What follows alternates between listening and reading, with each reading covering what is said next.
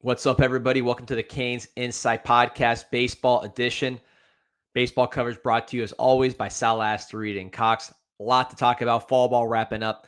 Who stood out? Who's made strides? Where are we at as a team? What about the new Canes class of 2026 signed already? Number 6 class in the country. A lot of exciting names to talk about.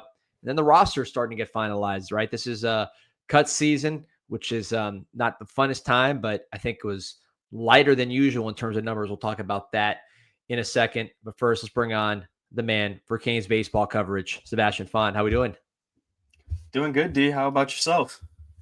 Doing great, man. Enjoyed getting out there to the light for some of these scrimmages. I miss it already. Such a nice atmosphere with the nice weather. Seeing the next generation of Canes, seeing the portal guys, and then some old friends back on the diamond. Guys that like Galvin and Cuvée, and of course Ogden, who you weren't necessarily expecting to see for a little bit last year. So it was cool to see everybody together. But real quick, before we get into the class, before we get into fall ball, before we get into the roster finalization, how about some quick words from one of the best friends Canes baseball has, Jim Sala and Sal Asteroid and Cox? Yeah, so obviously when we're talking baseball here, you know that is brought to you by Sal Asteroid and Cox, a boutique law firm focusing on securities, regulatory matters, broker-dealer and investment advisor regulation, white-collar criminal defense, complex commercial litigation, and securities arbitration and litigation. The firm aggressively represents clients through the nation. You've heard Jim Sala on here. He's going to defend you with everything he's got. The lawyers over 100 years of collective experience, and obviously the best friends of CanesInSight and the best friends of Canes baseball. Yeah, I know he's fired up about what he saw in fall getting out there, and I know you were out there as well. So let's start with, before we get into the class of 2026, number 6 in the country per Baseball America. I think Perfect Game. What did we also number 6? We're pretty up there in Perfect Game as well, I imagine. And then the roster finalization. Let's talk about fall ball. You made a long post on CanesInsight.com, the Ron Frazier baseball board. So you've outlined some of your thoughts there, but for those who don't read it or wanting to hear you expound on those thoughts, what did you see? What differences did you see with the team? What's your big takeaway? Still early November, right? Long way till Valentine's Day, until opening weekend. But what do you see with the Canes? Yeah, so I mean, we've said it pretty much ad nauseum on our shows here, but this is a physically much more impressive group than last year, right? You look at the other schools in across the nation, whether it's ACC, SEC, they're continuously getting bigger every year. I mean, LSU's 2026 recruiting class is averages about 6'3" and over 200 pounds, right? And I think you see how we made a real effort into becoming bigger, faster, stronger, and you see it across the board, right? You have a guy like Brylan West at first base, a guy like Keon Copeland at DH, and the freshman, right? I mean, you've got your backup catcher Alonso Alvarez, 6'4" switch hitter, right? It's a really physically impressive group that if you haven't been able to see any of the fall scrimmages, it's kind of just going to hit you in the face when you go out to the light and see that how much physically the team's improved over the year. And kind of just across fall, right? I think we've really seen a lot of hitters develop more aggressive swings, confidence, and the pitchers really taking a step up with their velo, their command. I've really liked how you see the pitchers that we expected to take that 2 to 3 mile an hour jump, get those 3 miles an hour, maybe even a 4 mile an hour in some cases. And it's really good to see the development that's going on at the light right now. Focus on the pitchers, because I wanted to ask about that. We talked a lot about the size and the portal additions. We've gone over them quite a bit as far as the position players. I think they were pretty much as advertised. We'll get to some of those guys and how they performed. The freshmen we talked about, but the pitching staff in general, some of the strides that they've made. I remember being here this time last year. Siskar wasn't throwing particularly hard. He looked like a good player, like a guy that would help you in the bullpen as a freshman. Did not look like somebody that would be helping you get to the win a regional to the doorstep of Omaha, which of course he turned into. Tate got a lot better, although they showed flashes. Like, you saw a lot of improvement from November to the season and then beyond. What strides have you seen since then with some of these pitchers from a velocity standpoint, just arsenal, just what you're looking at with some of the pitchers? Yeah, I mean, I'm glad you mentioned Siskar because he's one of those guys that I said early in the fall last year, right, where he has the room to get that velo, right? He was very just loose, fluid, and had that. And in the fall, it was just a couple weeks ago, he was blowing 95 past guys, right? I mean, you'd expect a guy like Siskar to be sitting at 91, 92. He reached back and blew 3 fastballs by one of our hitters, and it was just, if he's got that in the arsenal, that's a scary sight for teams that already, he's been described as a nightmare matchup for righties, right? And another guy, Lachi Collera. He was a guy that we really expected to have a big role last year. Obviously, didn't kind of reach those highs, but got in the lab, made some mechanical changes, was up to 97 at some points of the fall here, and really was able to work on locating his pitches. And he could really be a guy that steps up in this bullpen. So those are the two guys that I'd say on the pitching side just really took great steps for me in my eyes. In terms of just the rotation, like the top of the rotation, Friday, Saturday, Sunday, do you have a better sense of that coming out of fall, or is that something that's still up for grabs? I think that's something that's still up for grabs. I mean, I think that you kind of know it's going to be Siskar, Darius, and that third Sunday guy is still a bit up in the air. And I think that it's a bit up in the air in a good sense, right? You have multiple guys that can fill that spot rather than not knowing who could, right? I think you have the option of a guy like Evans, that lefty on a Sunday. You can move a guy like Bilka into that starting role. Certainly he can handle it. And there, even someone like the freshman arms, obviously not for a Sunday, but like a midweek type of thing. There's a lot of competition for these spots. And I think that you know who your two guys are, right? And Siskar and Darius. That last spot, it's up for grabs in a good sense. And I think we're gonna get you'll see some of the spring scrimmages right before the season. That's when I think you're gonna kind of pencil it in there. Yeah, and obviously you got some help on the way in terms of Menendez. You got Nick Robert. I don't know if they're gonna. Do you know if they're working to be a reliever when he gets back or a starter? Like, what's the latest you're hearing on Nick Robert?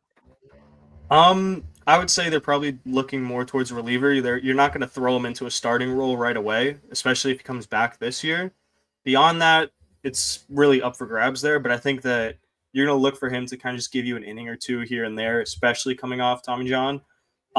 So if he's able to do that again, him and Menendez, two guys that are going to be coming back from injury, that can play a really big role late in the season here.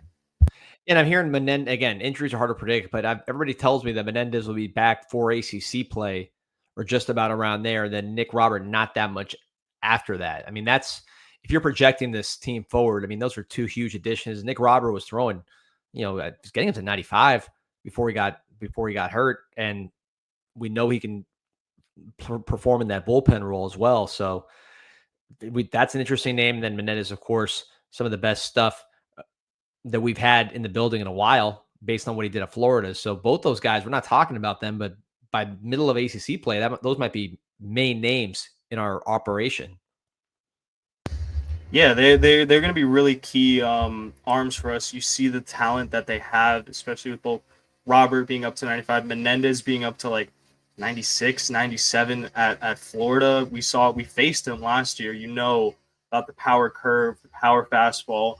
Both those are just big time arms that really take us to that next level to go from that super regional to that Omaha type team. Yeah, no, that's going to be an element that we didn't really have. We mentioned the physicality from the hitting side being different. Pitching wise, there was not a lot of velocity on last year's team. I mean, you think about, Walters obviously could dial it up. Hugus had very good fastball. I don't know if he had the most velocity necessarily, although obviously, he had the stuff. He was a third round pick to the Mariners. But would you agree, based on what you've seen now, and if you project a Robert return to at least what he was before, and then Menendez same thing, back to what they were last time we saw them pitch, would this group of arms have more pure velocity, which I know is not everything. I'm just trying to compare apples to apples. Would you say this group of arms would have more pure velocity than what we saw last year?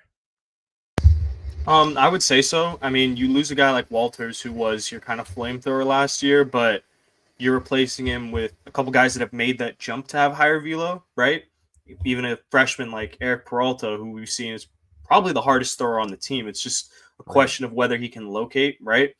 I think that in a general sense, yes, it's going to be a lot more of that 93, 94, 95 rather than that 91, 92, which may not seem like a lot, but I'm telling you, in that box, those 2-3 miles an hour, it makes a world of a difference with how comfortable you are.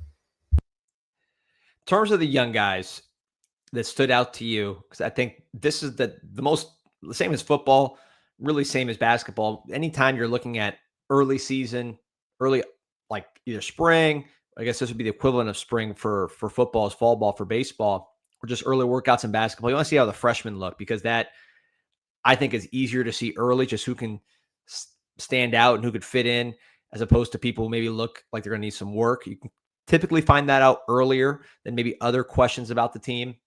So seeing this group of freshmen, who stood out that you say, all right, this can be an early contributor along the lines of Cuvée as a freshman? Not saying as good, but I'm just thinking about guys that have done it. Cuvée certainly and Robert were both huge parts of that team 2 years ago. Last year, Siskar, Tate, major parts of Miami's run to win a regional. So who, I don't say it has the exact same type of impact, but who could be someone that we know about like those guys? Yeah, so the two that I would immediately point to are Gabriel Milano and Alonso Alvarez, right? We've talked about them a lot on the show, a lot about them on the forums. Those are the two guys that I like to say have that it factor, right? I think last year, I was pretty good on who I thought would have that it factor, bar maybe one guy who I felt was a bit unlucky, right?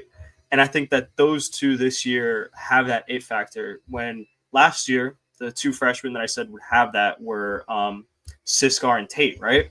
Both of them ended up proving that because they were just able to hang around and not look like a freshman. They looked physically above their age and just the talent wise above their age. And I think that these two, and Milano and Alvarez, really show that with their approach at the plate. Just really aggressive swings, getting the pitches that they want, and just driving it to all parts of the field, right? It's not they're getting pull happy. It's not they're just slapping it the other way. They're getting their pitch and driving it where they want it. And I think that when you see a guy like Alvarez had multiple home runs in the fall, right? And from both sides too. He's not a guy that just one side more dominant than the other. He had home runs from both sides. And Milano, it's just he's able to really just dominate that outer half and just take it the other way, drive it that way. But when he gets his pitch, the launch he gets on the ball, it's ridiculous. And they're gonna be kind of not blocked in a sense from playing time because we have elevated the talent level this year, but it's not going to be the easiest path there. But if they do get into lineup, I suspect they're going to be there for the rest of the year. Yeah, should have mentioned also last year, Mikey Torres, Peralta having a major contribution as well. So it's a good number of freshmen that you can expect to perform over the course of the year if you're signing top classes, which I think this class really, from a rating standpoint, was pretty high up there. You lost a couple guys to the draft, of course, but I think overall you got a lot of talented, highly rated players with draftable grades on campus. Dubovic, where do you see him? He pitched, he hit. I saw him hit some nice doubles in the game I went to, one of the scrimmages I went to. I also saw him on the mound. He looked pretty comfortable there. Just a big athletic guy, right-handed hitter, right-handed pitcher. Do you see him staying on the mound? Do you see him as a position player? You think there's going to be a continued sort of journey, or have they made a decision there?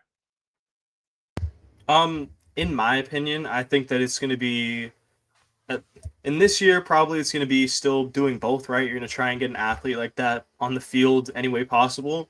But as a third baseman, he's not playing over Cuvée, right? That's a first round draft pick who you want to be playing every day. But at the same time, Cuvée is going to be gone after this year to the draft, likely, hopefully, a high draft pick.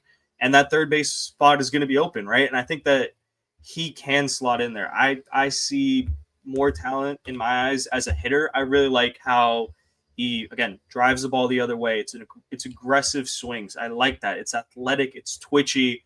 And on the mound, it's not to say that he's terrible on the mound, but he's still working through the kinks of being a pitcher, right? He's a position player. He's working through it. He has the arm talent to do it. But I think in the future, his best interests lie at the plate. I think that he could be an absolute stud at third base, and he has the talent to do so. Yeah, by the way, for those who don't know, I'm talking about Dylan Dubovic, the two-way player from American Heritage, a guy a lot of people thought might get drafted and not be able to, not show up on campus. Ended up getting him on campus. So yeah, excited to see what he can do.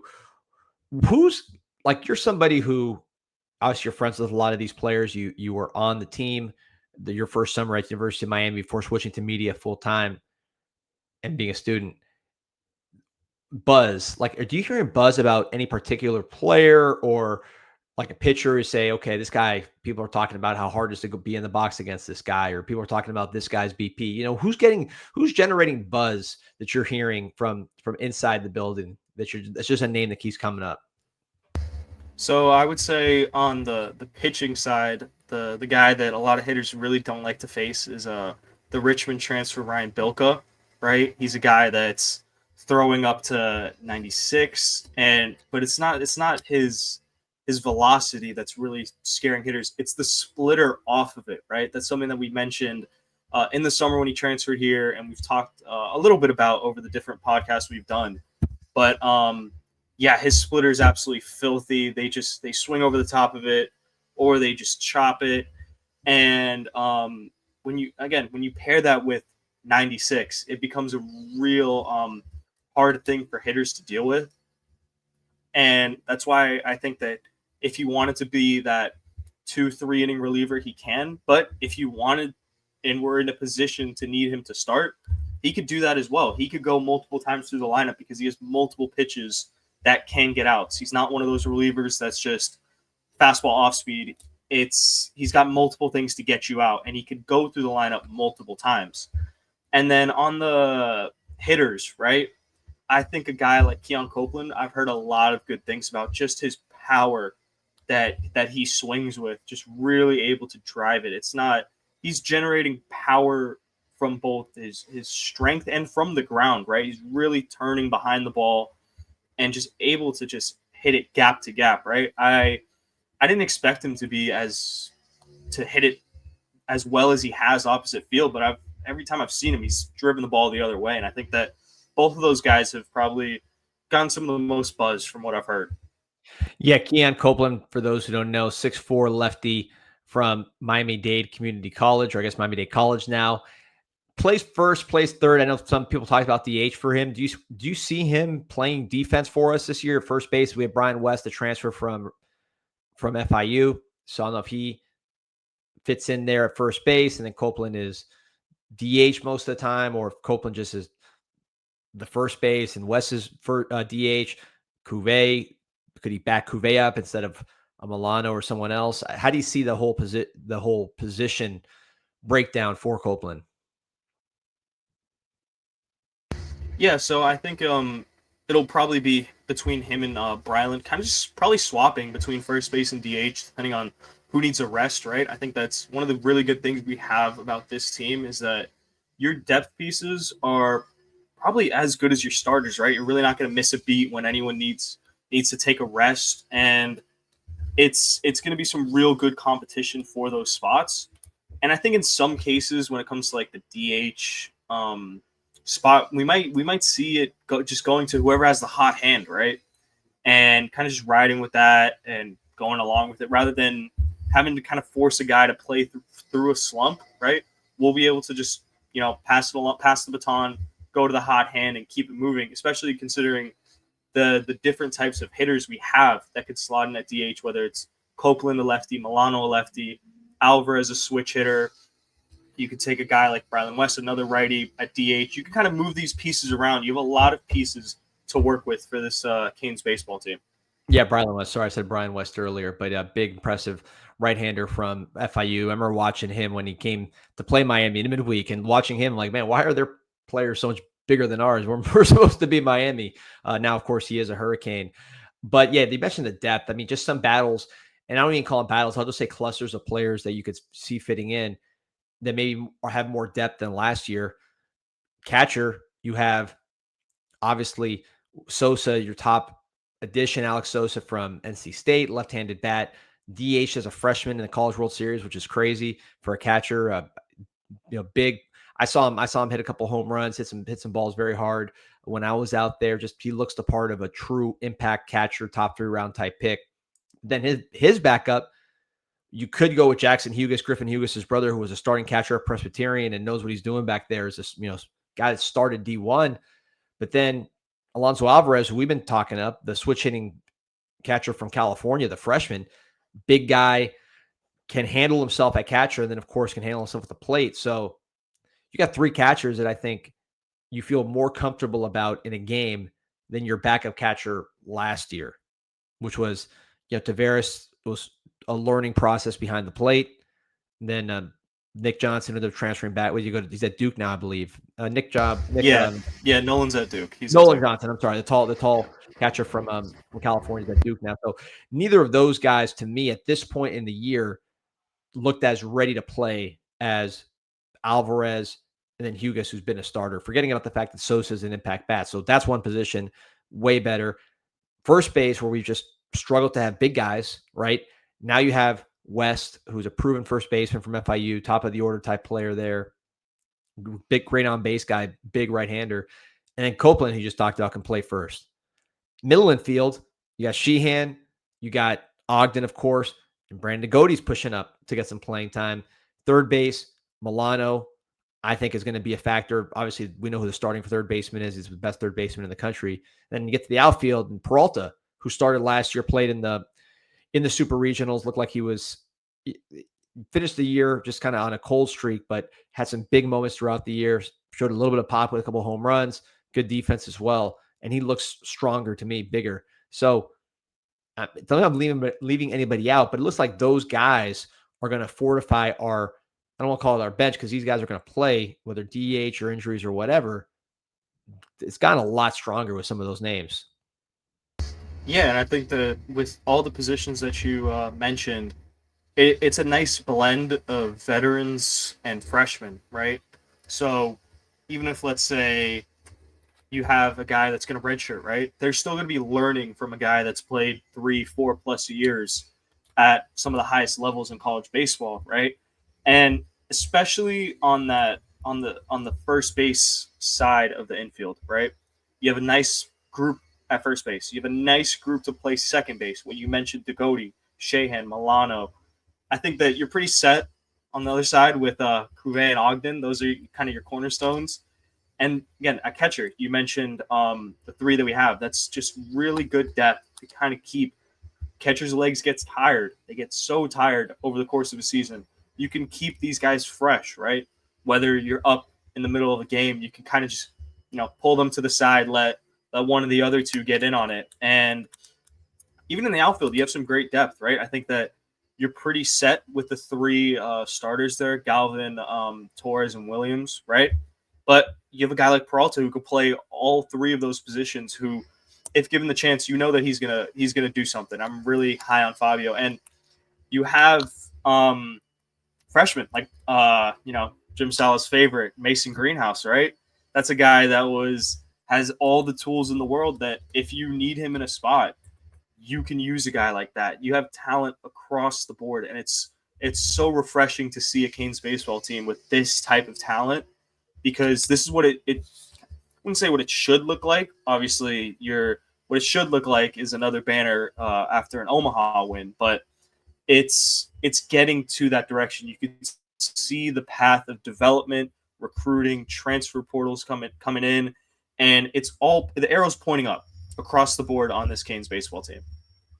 Yeah, no doubt about it. And you mentioned shortstop, right? So you said, Sheehan and Degody at second, Ogden holding down short. And Ogden he's one of the leaders of the team. I think no question, is that guy that's your shortstop. But it's not like a situation like where Dorian was a second base only, or second base, mainly, let's say, and then Ogden was your shortstop, and you really were. I mean, last year we were praying Ogden could take the shortstop, which of course he did at probably better than anybody could have guessed, except for maybe him and his dad. Shout out to Mike. But if they got hurt, you were looking at a real thin situation there. Now, God forbid anything happens to Ogden, you want him at shortstop every time. But Sheehan and is it Sheehan or Shahan? I know it's spelled Shahan. I've heard it both ways, but Vance, the South Carolina upstate transfer, him and Degody, like I think they can play shortstop defensively with at a minimum 0 drop off from a defensive standpoint if you needed it, which I don't know if you had a lot of that last year. Yeah, I think that when you look at let's look at Canes football for example, right? You look at the talent that they've stacked up during Mario Cristobal's tenure, right? To the point where if you have a guy going down, you just go next man up, and you're going to be able to kind of perform, right? Whether that's a freshman, right, that gets an opportunity, or an older veteran that gets an opportunity. I like when you look at, let's say, the wide receiver group for Canes football, right? If one guy goes down, that we saw Tony Johnson, an older veteran guy making plays, but if another guy goes down, you have a freshman type like Josh Moore making plays. I think that when you look at this Canes baseball team, it's kind of going towards that path of stacking talent, having talent at every position to the point where injuries happen. They're going to happen, but it's not going to be the end of the world because you're going to have someone there, again, pass the baton and keep it moving for this Canes baseball team. Let's go around the diamond real quick before we move on to recruiting as far as potential starters, right? Just to make sure we're on the same page and see where we differ, because I want to kind of figure this one out. So catcher, I think we're both going to go with Alex Sosa there. That's an easy one. First base, would you project right now West or Copeland there? I would probably project West there, to be honest. I would project him there to start. So let's put Copeland at DH. I think we're both on the same page with so far, right? Second base, Goaty's going to have his say at both of these spots, but I think Sheehan is probably your favorite in the clubhouse given how he performed last year on a tournament team to be your shortstop. Which looks Thorian's going to be a tough guy to replace. He was the heart and soul, clutch as can be, that we saw in the postseason. But I think Sheehan, just from an athleticism standpoint, I think is pretty impressive out there on defense, especially in running the bases. Yeah, I would agree with him to start at second. I think that it's going to be a push from guys like Degody and Milano, right? And again, I think there's going to be opportunities to see platooning, right? Whether it's righty on the mound, you're going to see Milano there halfway or towards the end of the season because he's going to keep pushing. Lefty on the mound, you're going to see Vance there. It's going to be a good thing because hitters are going to get to face the pitchers opposite-handed. They like to see that, right? It's going to be a beneficial thing for this team. Ogden, we can both agree, would be your shortstop, your leader. Cuvée, same thing. No questions there. Outfield, I think we're on the same page. Torres, center. Galvin left. Derek Williams in right. In terms of the highest leverage reliever, would we both say Bilka, or you think Bilka starts? I would say Bilka in the pen. I like him in the pen just because I think that you need that dominant force back there, guy that's getting people worried in the box. I think that he better suits that than being a starter, especially when you have the opportunity to work in a guy like Rob Evans, who's up to 94, right? Has shown he can start during the summer in the Cape, right? Yep. And having that lefty to kind of throw teams off at the end of the weekend, it's something that we've seen been done before. I think back to Eric Hernandez, right? Lefty. I think that's something that they would likely do going into the season. In terms of pitching, like let's say the other high leverage guy, the second kind of go-to guy in the pen, it'll be interesting. I think Nick Robert, if he comes back and is in the pen, I think he could fill that role by the time he gets to the tournament. Jake Dorn, right, is a name that he keeps surprising me. Redshirt junior, which I didn't realize he was that old, but he was in the Cape. Really everywhere he was this summer, did a great job. Added velocity, big, 6'4", 235. Looks like he's in better shape. He looks more athletic and smooth out there. You think he could be one of these guys that's, I mean, based on how he was used in the tournament, I don't think it's a stretch to say he'd be the next option in those high leverage moments after Bilka. Do you think that's a name, or is another name you throw in there? Yeah. I would say for sure that Dorn's going to play a big part in this pen. I mean, you saw his usage continually grow last year rather than being an innings guy, just to eat innings, to being a guy that was used in high leverage, right?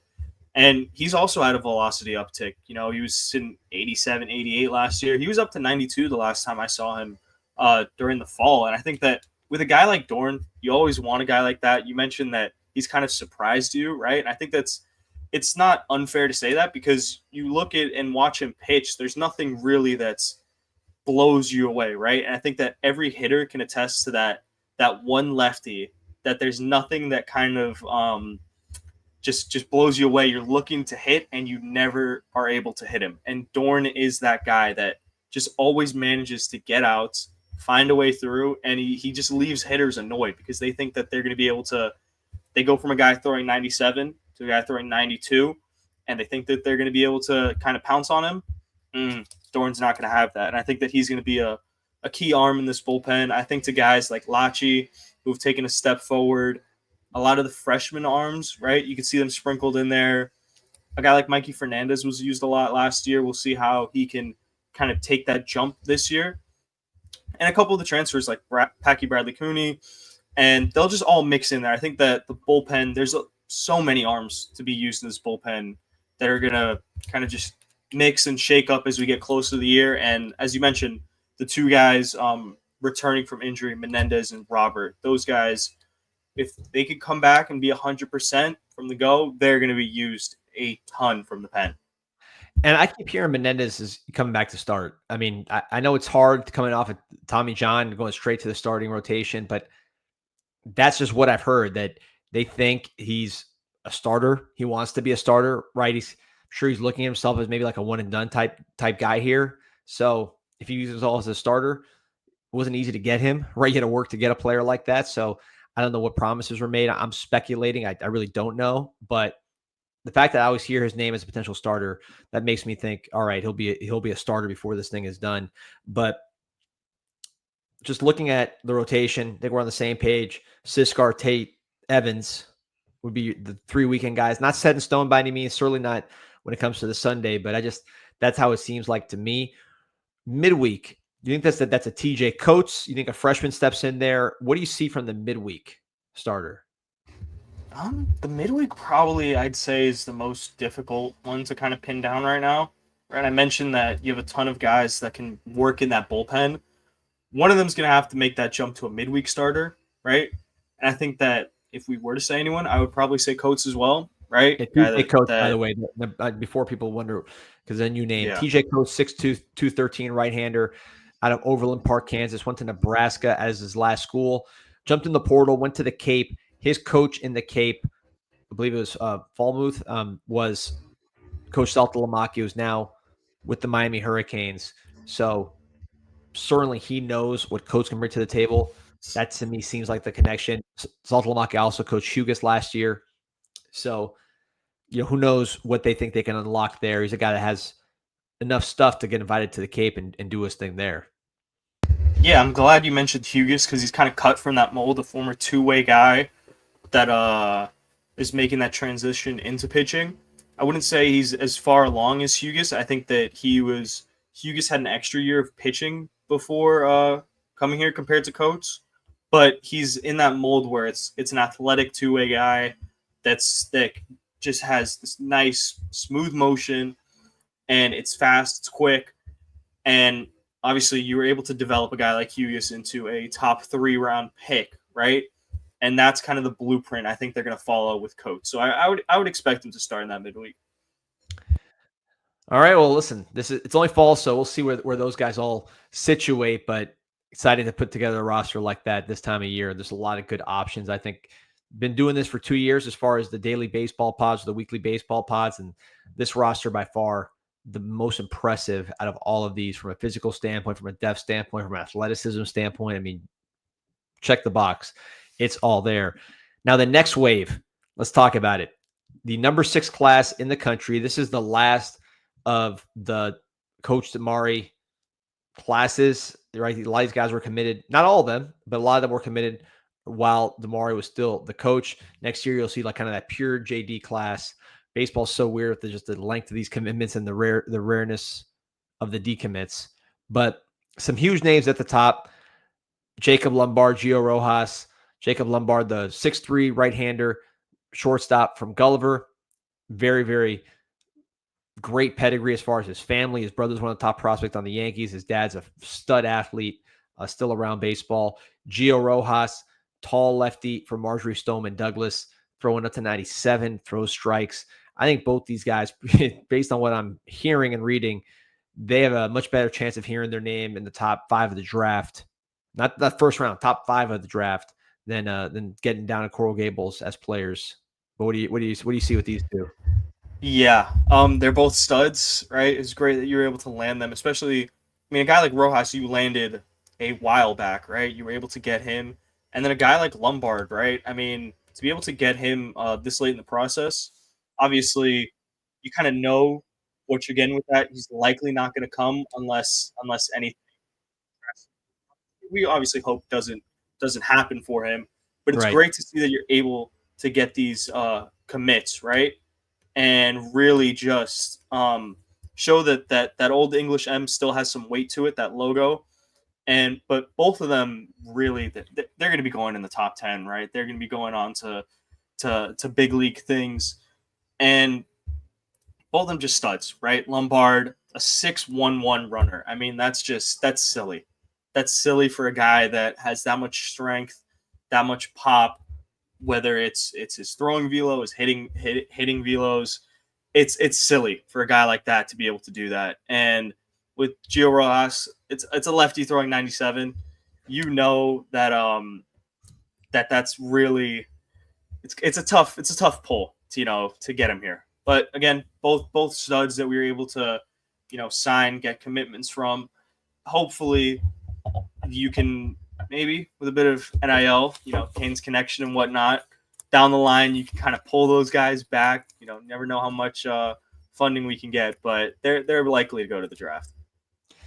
Yeah, and I think when you talk about, it's like we had King a couple of years ago, is doing really well actually, from what I understand, in the Blue Jays system, and David Shields, who I believe is with the Royals.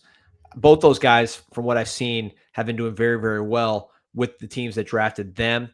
But these were like late first, second round. I mean, they were not top 5 picks when they got picked, although they are performing at a high level and when they're now in the professional organizations.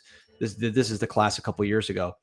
These guys, from everything I'm reading, are top 5, top 3, top 1 type candidates. And I think from a recruiting standpoint, you mentioned the M, all these players watch the MLB drafts, especially it's become a better event, right? Better coverage. So you turn on the MLB draft and you're seeing logos with 2 top 5 picks.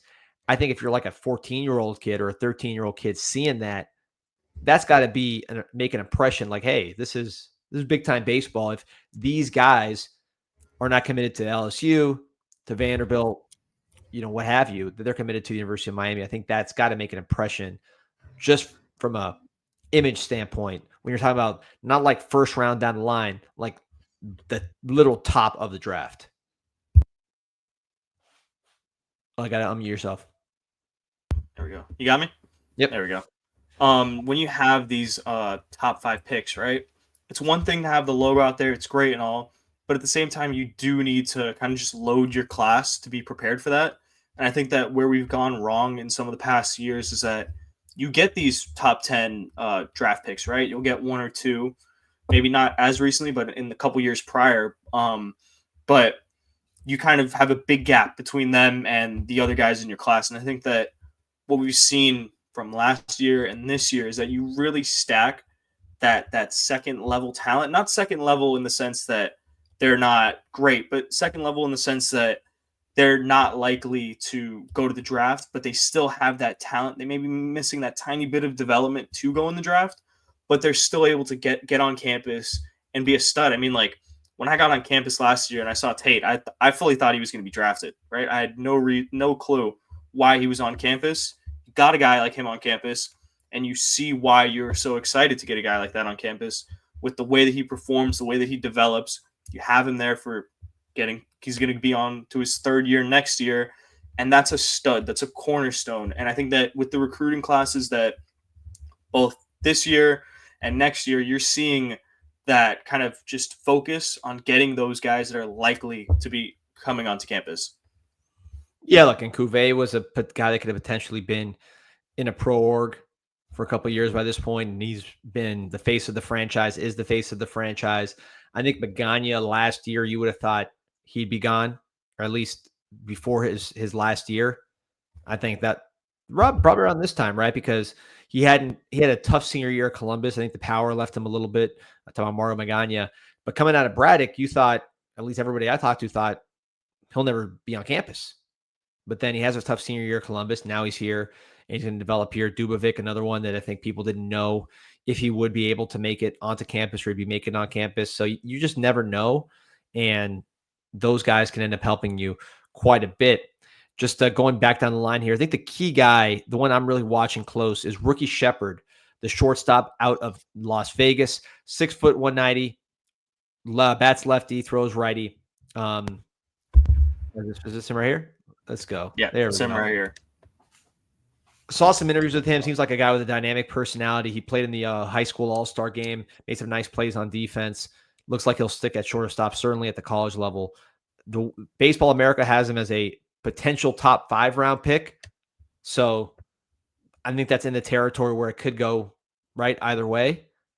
But this is if you talk about the guys in that class of, hey, you don't know if they're going to go to draft for sure, but if they go to college, you could be potentially talking about like an impact player in the ACC as a freshman.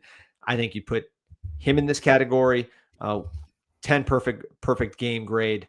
One of the higher ranked players around. Yeah, I mean, like with the top 5 shortstop for the class, you really wonder how much you're really going to be able to get him to campus. But with a top 5 round grade, there's always the chance that you're able to make that push to get him back, right? I think that especially now in the era of NIL, and where you're able to give these better packages to high school recruits, you're seeing more guys actually opt to come back than what you really would have expected in the years prior. I mean, if you got your name called, some guys would go in the 9th, 10th, even beyond that, right? As long as they got their name called, they were going. And with a guy like Ricky Shepard, it's electric, lefty hitter, righty thrower, and really just has some really nice pop, right? And he's going to be probably the guy that you're most looking for in the draft to see whether you get him or not. As you pointed out, the guy that we're kind of focused on, with the situation with Lombard and Rojas, but this is a guy that there is a path to get him on campus. Yeah, La Chicolleta, another one that maybe you didn't think would be on campus this time before their senior year. So who knows what will happen. Trenton Ramsey, another one that's an interesting guy from the Ocala area, lefty pitcher, hitter.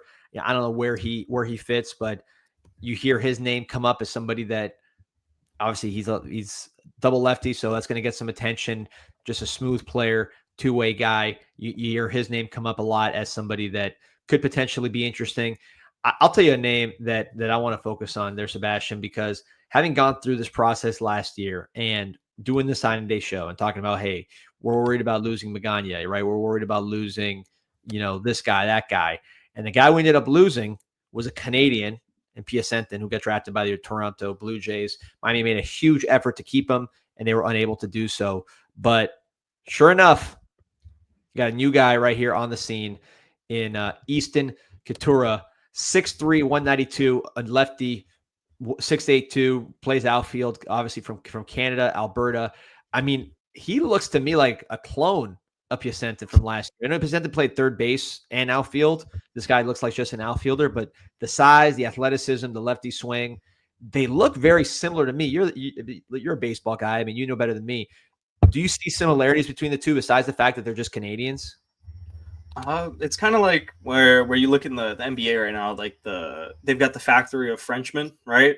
Baseball kind of has a factory of lefty Canadians, right? With Piacentin and Couture right here. But also the guy, the name escapes me, from Florida, the freshman from Florida last year, the lefty, another Canadian, right? Yeah. And I really like the approach with the swing here. He's really looking to carry the ball. He lifts it. Reminds me a tiny bit of Milano in the sense of that lift towards his swing. Milano is a lot more exaggerated and gets that uppercut in a sense, but This is a guy that, again, you're going to be battling to get him onto campus. You knew going in it was going to be tough to get Piacente in, right? You didn't expect him to go where he did, and I think that this is a guy that we're going to be waiting down to the wire to see if he can make it to campus. Yeah, I think Piacente, and the problem with him was they had like some showcase like very shortly before the draft, like some MLB showcase.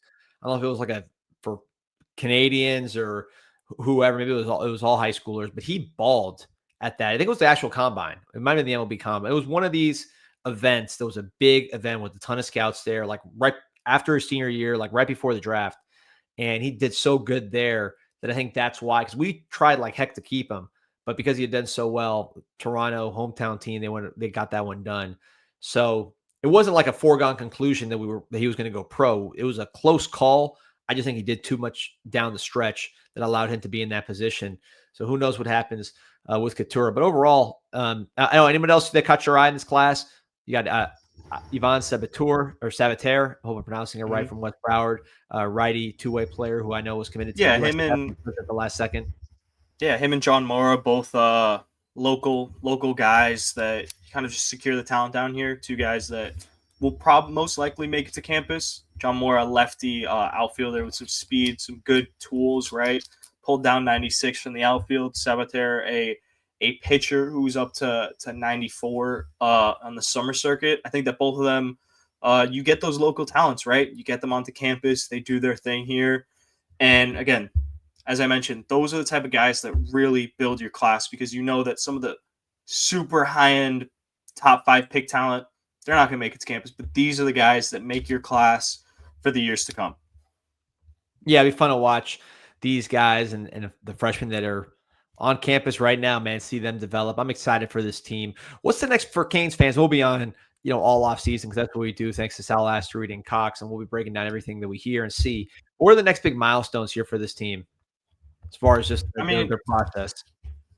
Yeah, so they're gonna be going through the exit meetings probably through this week, right?